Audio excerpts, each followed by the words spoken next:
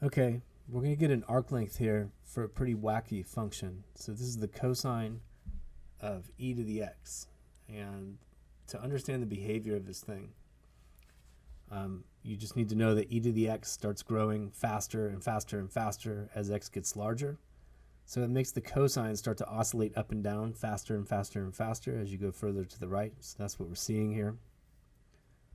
And if I look at the arc length formula for just a little section of this arc, so I can mark down a little section of the arc and call it a ds. And the arc length formula says,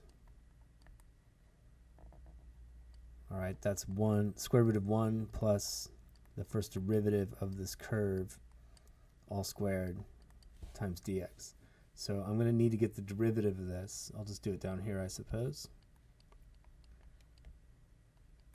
And I'm going to have to use the chain rule for this. So I take the derivative with respect to e to the x, and I get negative sine e to the x. Then the chain rule says you have to multiply by the derivative of that argument with respect to x. So I end up with a negative e to the x sine e to the x for the derivative, and then I'm going to have to square it to put it in here. So my total arc length is going to be the sum of all the contributions to the arc length. And I'm adding up arc length all the way from x equals 0 to 3. And in my square root, I have 1 plus this derivative squared, which is going to give me an e to the 2x, sine squared e to the x dx. And like most arc length integrals, this is not doable symbolically. So it's just, the issue is just that this expression is so ugly in terms of the potential for integrating it that it's very rare to see one that you can do symbolically. And the textbooks, they tend to have a lot that are doable symbolically just so you can do some work by hand. But for most functions, it's just not going to happen.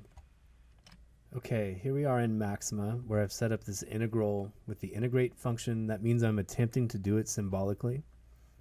And I have my integrand square root 1 plus, remember e is written percent e in Maxima, to the 2x times sine e to the x all squared as x goes from 0 to 3. I put this into Maxima, and Maxima just gives me another copy of what I started with, and that's its way of saying it gave up. So this can't be done symbolically. I'm going to go ahead and go to the quad QAG command, which is a bunch of numerical integration algorithms. You can choose any one of them that you want. They're numbered 1 through 6. It doesn't really matter for our purposes what you use. So I'm going to use number 4. And I get 12.94 as an approximate arc length.